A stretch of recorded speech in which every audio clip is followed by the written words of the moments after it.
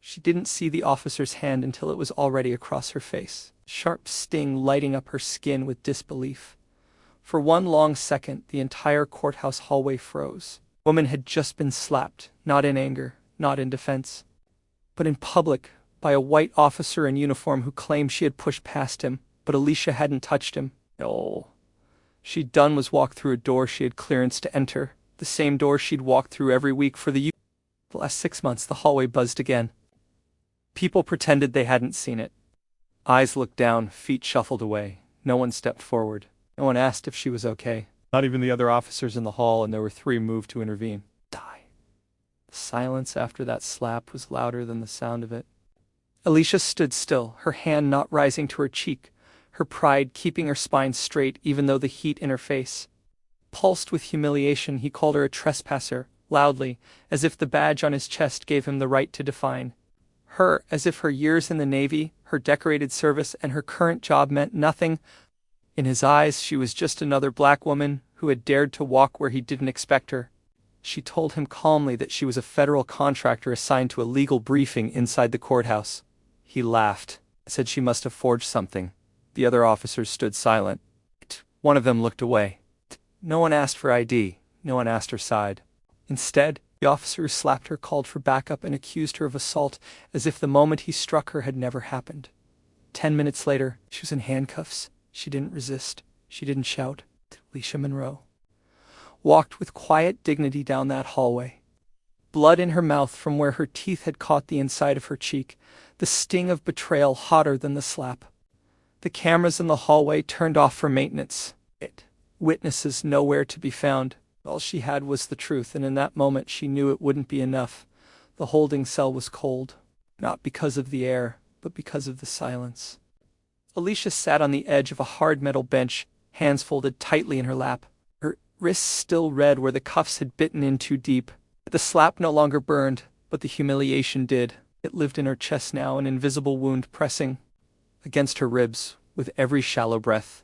She had trained to survive extreme cold, simulated drownings, and hand-to-hand combat, but nothing had prepared her for the feeling of being thrown away like she didn't matter. They had let her out on bail without much fanfare.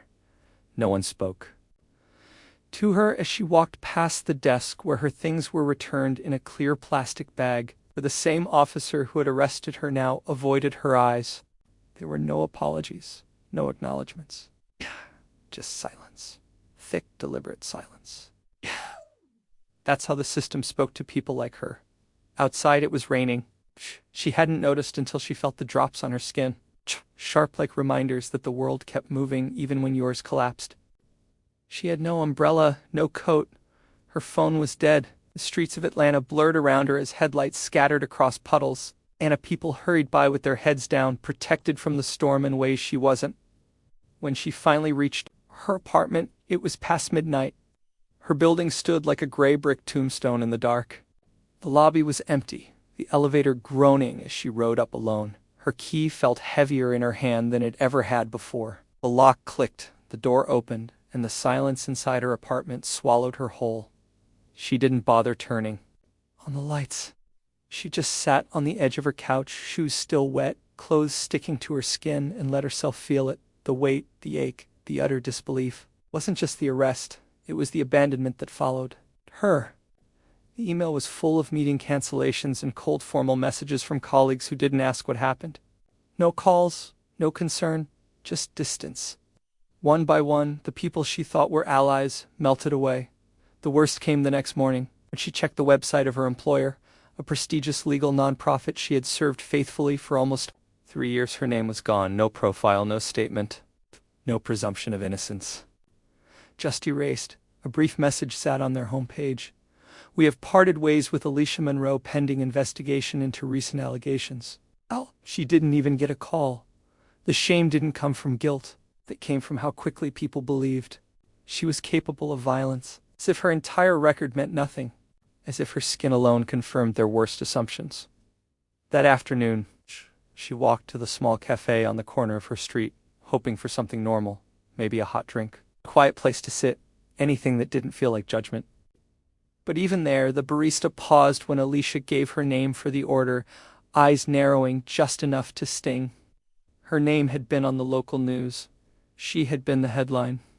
The woman accused of assaulting an officer at the courthouse. Officer who claimed she was aggressive. The woman they showed in slow-motion video clips, walking down the hallway in cuffs. No one showed the slap. Alicia picked up her drink without a word. She took it to a corner table near the window and watched the world move past her. Parents with strollers, teenagers on scooters, an old man walking a dog who wore tiny red boots. The ordinary rhythm of life continued, and she was no longer part of it. The isolation was total. People didn't know how to speak to her now. Neighbors who used to wave when she parked her car now looked the other way. Friends she had invited over for dinner last Thanksgiving no longer responded to her texts. She tried reaching out to one. A woman named Claire, who used to work beside her at the nonprofit. Alicia sent a simple message. "I didn't do it. I hope you know that." But the read receipt came and went with no reply. That silence cut deeper than the arrest. Even her mother, who had always been the strongest voice in her life, didn't know how to console her. Their call the night before had been short. Her mother asked if she needed anything, then fell quiet. Now the disappointment wasn't directed at Alicia. It was aimed at a world she had warned her about since childhood, a world that would never see her for the good she did, only for what they feared she could become. Still, there were glimmers of something, and flickers of human decency that broke.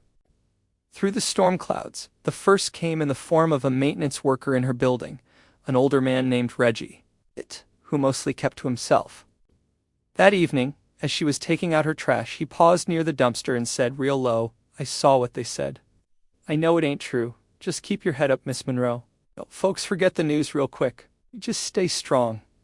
He didn't wait for a reply. He just kept walking, his tool bag clinking at his side. But Alicia stood there in the alleyway, holding an empty trash bag and feeling the first crack of warmth in what had become a frozen world. It wasn't much, but it was something. A voice, a witness, the reminder that someone still saw her. Second came 2 days later, when she visited a veterans shelter on the edge of town, a place where she used to volunteer before the chaos began. She hadn't planned on going, but her feet took her there like they remembered what her heart had forgotten. The man who ran the shelter, a retired Army sergeant named Mike, didn't ask her about the news.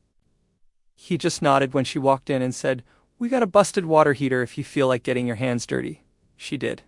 For 2 hours she worked beside him under a leaking pipe, tools in her hands, wrench slipping against rust. And for 2 hours, no one looked at her like she was broken. They just saw her when she left that day. Her hands smelled like copper and her shirt was soaked, but something in her chest felt lighter. Mike handed her a paper cup of coffee before she walked out and said, "Nobody ever wins if they quit on themselves. You've still got fight left in you, don't you?" She did. She wasn't sure what kind, but it was still there. That night, Alicia opened her laptop again. She looked at the stack of unread emails, the statements of suspension, quiet cancellations from her board memberships and speaking engagements. Then she opened a blank document. She began to write, not a defense, not a legal claim, not an appeal. She wrote her story, in her words, what happened, what didn't, and what it felt like to be erased.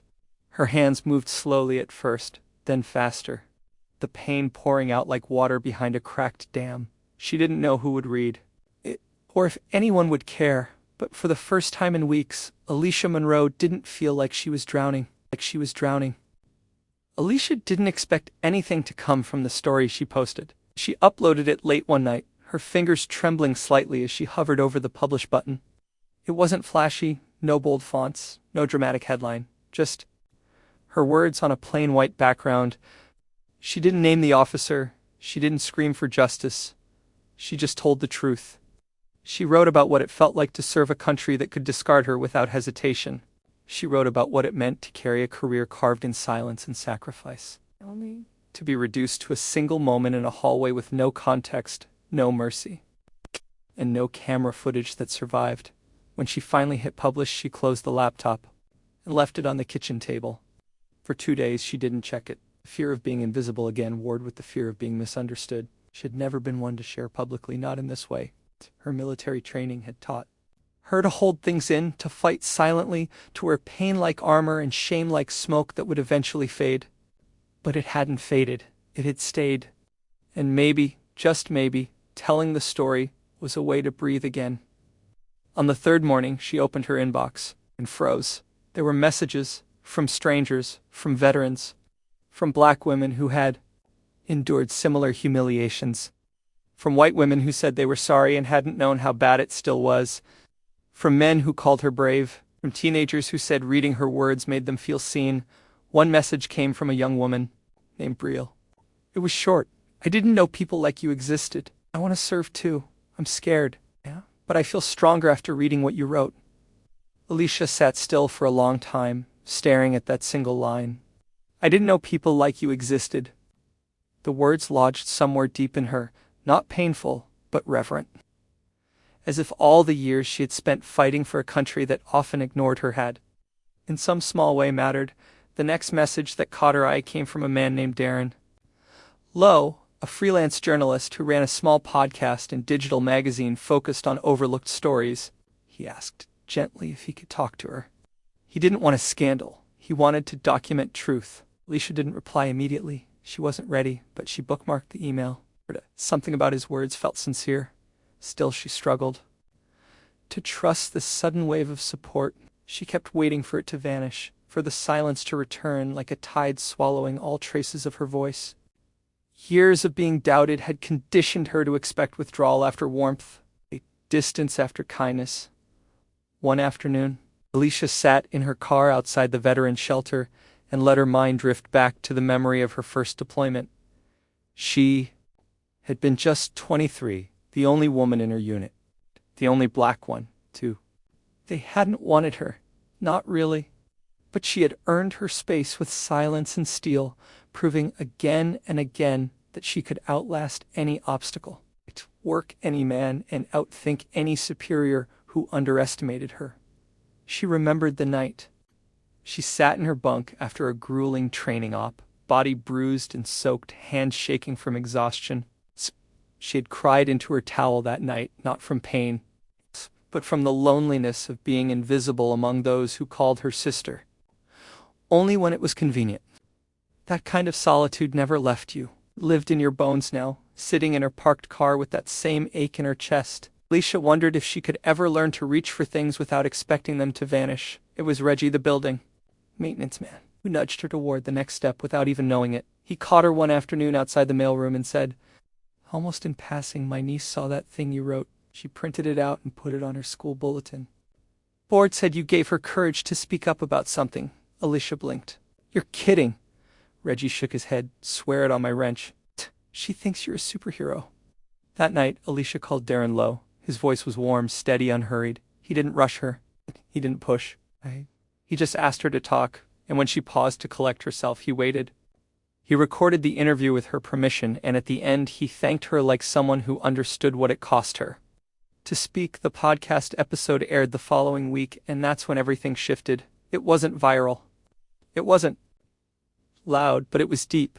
People who listened didn't just scroll past. They reached out. Many were veterans. Some were in law enforcement. Some were civil rights advocates. One message stood out more than all the others.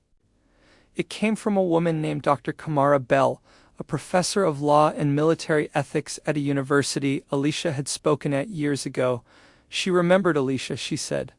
Dana, she wanted to offer her something, not charity, not a pity job, but an opportunity to guest lecture in her program on justice, truth, and service.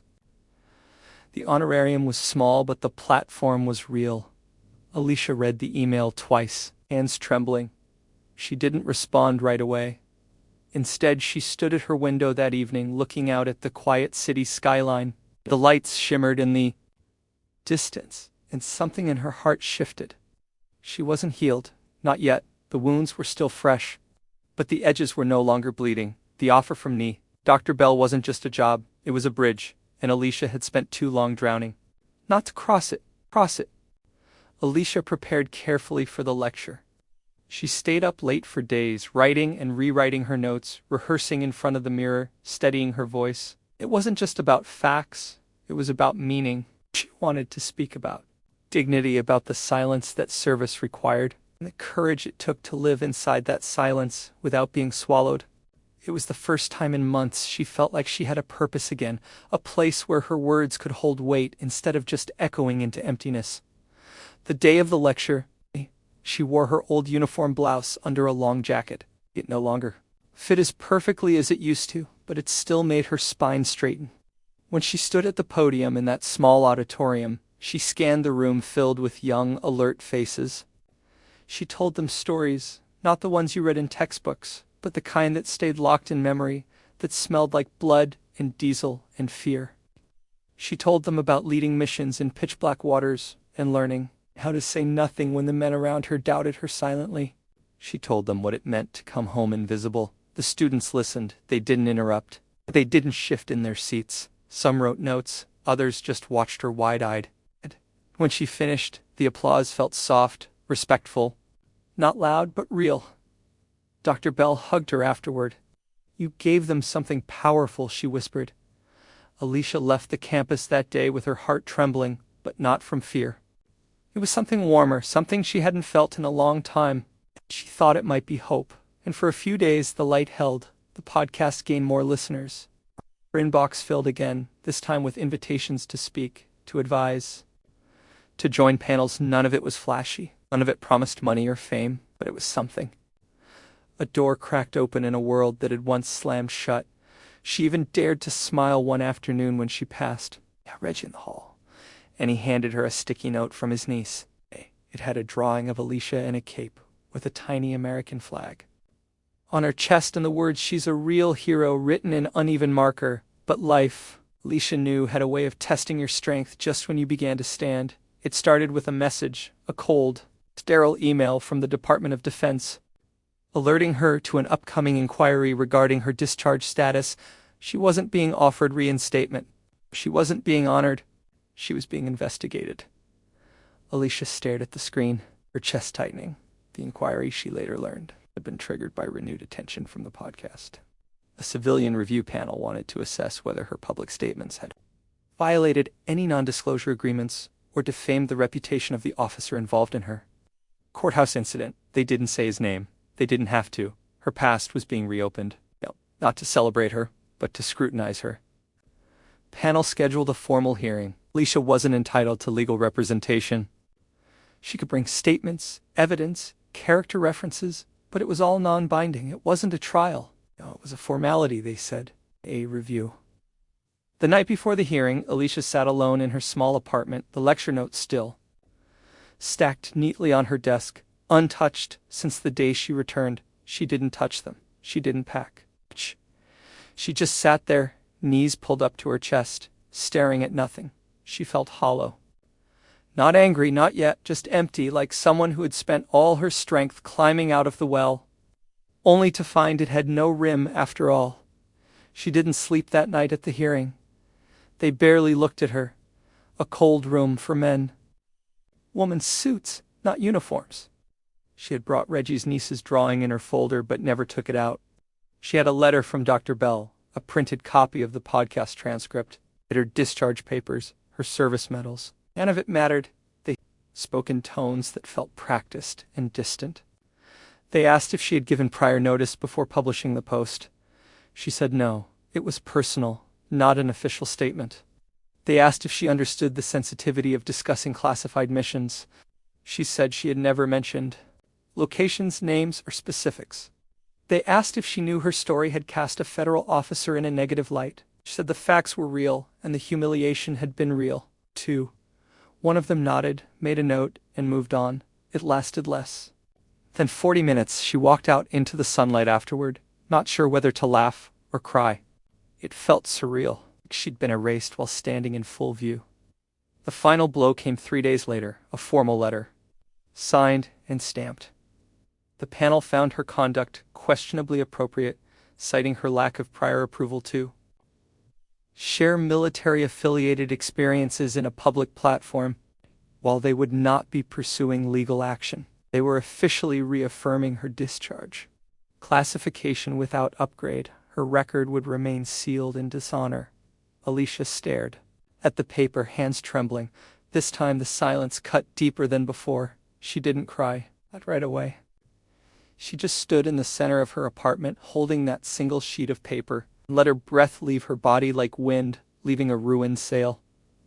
It wasn't just about the record, it was what it meant. That no matter how many years she gave, no matter how quietly and honorably she served, her truth was still too inconvenient for the system that used her. That night she didn't eat. She didn't turn on the lights. She lay on the floor, wrapped in her old jacket, eyes open. Staring at the ceiling in the dark, she thought of all the nights she'd done the same on naval ships, sleeping beside steel lockers and humming engines. She thought of the warmth of camaraderie she'd once felt, rare, fleeting, but real, and how it always slipped away before it could anchor. She thought of the officer's face. How certain he'd been in that courtroom hallway. How casually he had judged her. How easily the world had believed him. And then finally she cried not the tight, silent tears of someone holding back, but the slow, deep weeping of someone who had carried too much for too long. Her shoulders shook, her chest ached. She wept for the years, for the weight, for the dignity stolen and never returned. It was then lying there empty and spent that Alicia began to see something clearly for the first time. She had done everything right. She had served. She had stayed silent when silence was demanded. She had asked for nothing, expected even less. Still they had tried to erase her, but she was still here, broken, yes, but breathing. Alicia didn't rise quickly. There was no grand awakening, no sudden fire in her chest. For days after the letter she moved like a ghost. She went through the motions, brushing her teeth, sorting mail, walking the narrow aisles of the grocery store, all with the same numb stillness, as if her body were only acting out some distant memory of being alive. But one morning, she noticed something. The podcast messages hadn't stopped. In fact, there were more. One was from a woman in Arizona, a retired Army mechanic who said she'd listened to Alicia's voice every night before bed, said it helped her sleep even when the memories wouldn't let her rest. Another was from a high school teacher in Michigan whose black students had felt seen after listening. She said she played Alicia's second episode in her classroom. The one about fear not being weakness, and two boys cried. Alicia read them slowly, one by one, each message like a tiny thread pulling her back to the surface. Then one day she got an envelope in the mail, a thick one with no return address.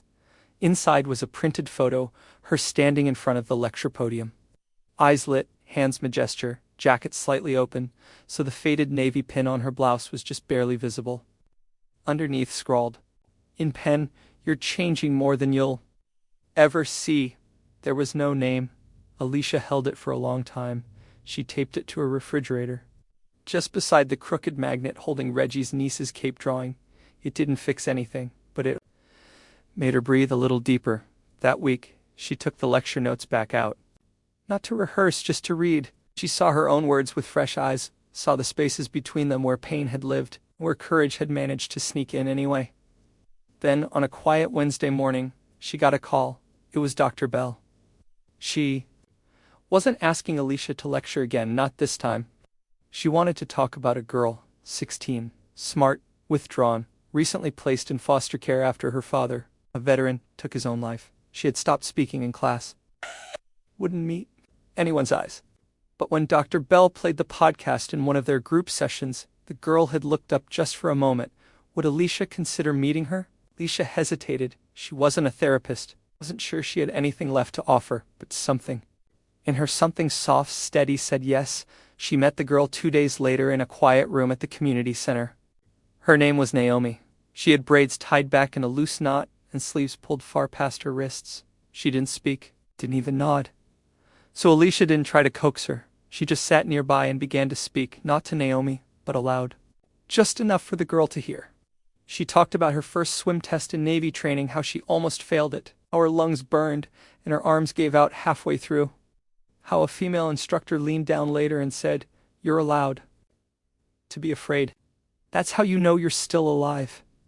Naomi didn't speak that day, but the next week, she asked if Alicia would come again. So she did. Every Friday afternoon, Alicia sat with her. Sometimes they drew. Sometimes they just sat in silence. Once, Naomi asked if it was true that you could serve your country and still come home with no one believing you. Alicia said yes. Naomi said she thought her dad had felt that too, and she went quiet again. In those quiet Fridays, Alicia found something she hadn't known she'd lost, a kind of presence. AROOTEDNESS. She no longer needed to be recognized to feel seen, no longer needed validation to feel worthy. She just needed truth, and she was learning that the truth didn't always roar. Sometimes it whispered, sometimes it sat quietly in the folding chair beside a broken girl and said, "I'm here, I'm not leaving." Her podcast shifted. She stopped reading essays and started sharing moments. Stories that felt small but held everything. How a barista once looked at her name on the cup and said, "Cool name," instead of flinching. A retired sailor once told her he'd rather go blind than stop seeing what others refused to see. How, on her darkest day, a child's drawing reminded her she still had something to give. The messages poured in again, one from a Marine's widow who said her Rod now pretended to be Commander Alicia during playtime. Another from a young woman in New York who said she'd decided to stay in ROTC after listening. She wasn't healed. Not completely, maybe never, but she was stronger, more than strong. She was clear, and with that clarity came decisions. She turned down the radio interview with the big network, the one that wanted to debate her courtroom experience. She didn't want to debate. She wanted truth. And truth didn't need a spotlight to live. Instead, she partnered with Dr. Bell to create a quiet mentorship program for daughters of veterans and active duty soldiers. No press, no announcements. Just a room, a table, some pencils, and time. Reggie helped FUNDRAISE. Naomi helped paint the sign. Alicia simply showed up. Again and again, not as a hero, not as a symbol, but as herself. A woman with wounds. A woman who kept standing anyway. One afternoon, while sweeping the floor after a long session with the girls, Alicia paused. She looked out the window, sunlight spilling across the sidewalk. She smiled, not because things were perfect, but because she wasn't hiding anymore, and that, she realized, was its own kind of justice. It was a cold morning when Alicia was asked to return to the courthouse. She had received the letter weeks ago, not a summons, but a formal invitation. A review board had been assembled by the state attorney's office. Internal Affairs had reopened several racially biased conduct cases after a new oversight policy took effect. The case of Officer Braden Wells was among them.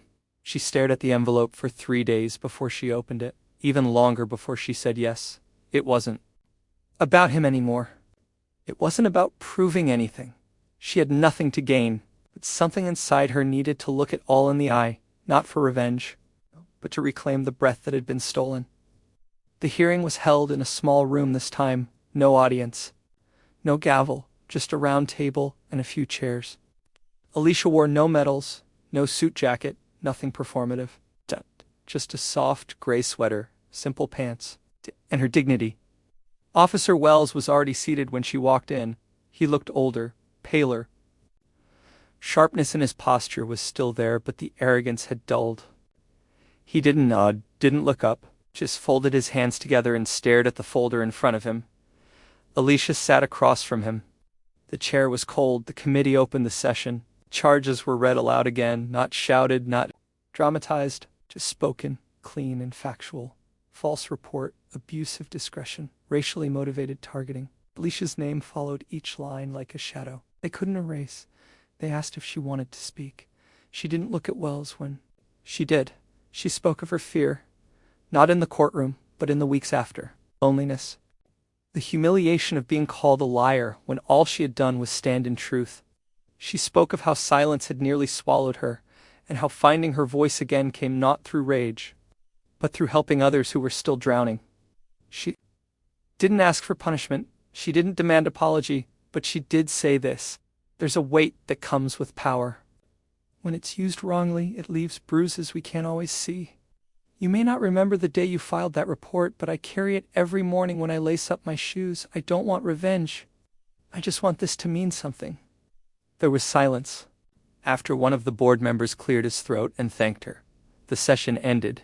She stood, nodded once to the room, and turned to leave, and that's when she heard it. A quiet voice behind her, raw, blow, breaking like gravel under rain. Knew who you were that day. I just didn't care. She turned. Wells hadn't moved. His hands still folded. His eyes red-rimmed, fixed on the table. I didn't think it would matter. You were black, strong, female, confident. It got under my skin. I told myself you were a threat because it was easier than admitting I felt small. I was wrong. Alicia didn't respond, not out of cruelty, but because nothing needed to be said. She had already healed the part of herself that once needed his remorse.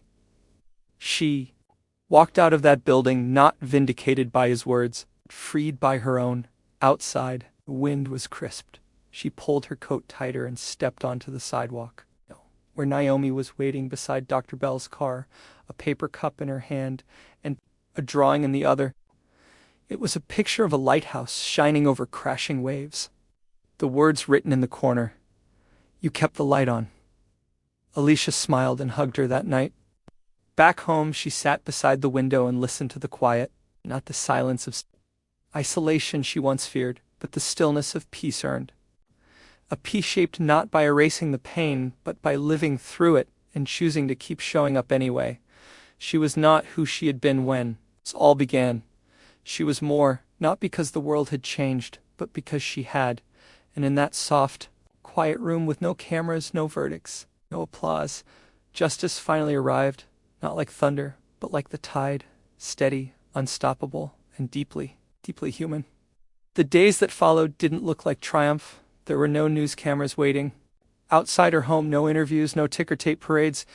The world moved on quietly the way it always did. But inside Alicia, something fundamental had shifted. For the first time in years, reflection no longer looked like a battleground. The tightness in her chest that used to greet her each morning was gone. Not because the world had suddenly become kind or just, but because she had chosen to live outside the shadow of what had been done to her. She no longer flinched at the sound of sirens, no longer woke in the night, replaying every second of that courtroom. Sent. Low she. No longer waited for someone else to undo the pain. She had done that herself. One quiet morning, she packed a duffel bag and returned to the coast. Not for training, not for war, but for closure. There was a small, military retreat tucked along the cliffs of Oregon. She had once stayed there after a deployment years ago, before the courtroom, before the noise. She remembered the way the fog would roll across the rocks, how the waves would hit the shore like steady breathing. She booked a week. Just her, a journal, and the sea. Each day she walked the beach at dawn. She didn't listen to music, didn't check the news. She just breathed. She watched how the tide moved without asking for permission. It's how the sand accepted each wave, whether soft or violent. How the gulls cried into the wind, unafraid to be heard. On the 5th day, she sat beneath the bluff, dug her fingers into the cool sand, and wrote something in her notebook. Just one line. I forgive the world for not protecting me.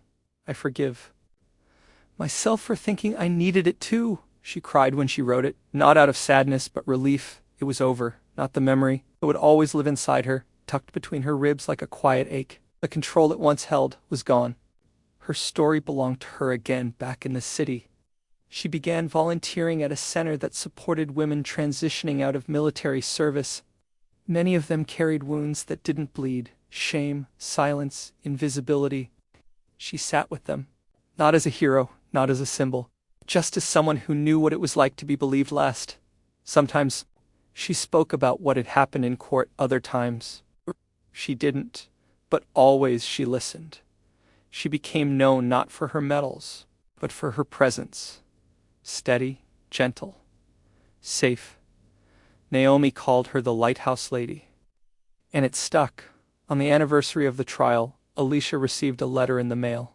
Not from Braden Wells, but from his sister. It was handwritten, small cursive, neat margins. She wrote of how hard it had been to watch her brother unravel after the review board's findings.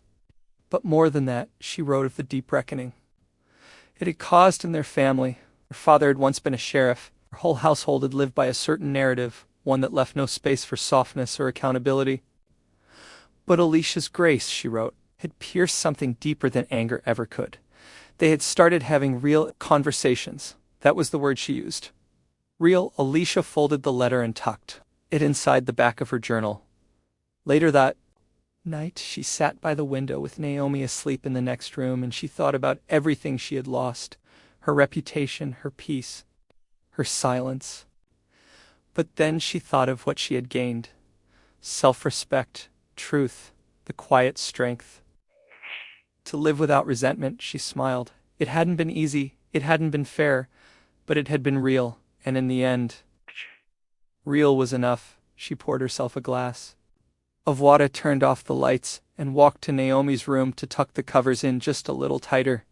Her daughter stirred and smiled in her sleep. There was no pain in that moment, no echo of injustice, just love, just life, and Alicia whole. Strong, finally free, standing quietly in the glow of everything she had reclaimed.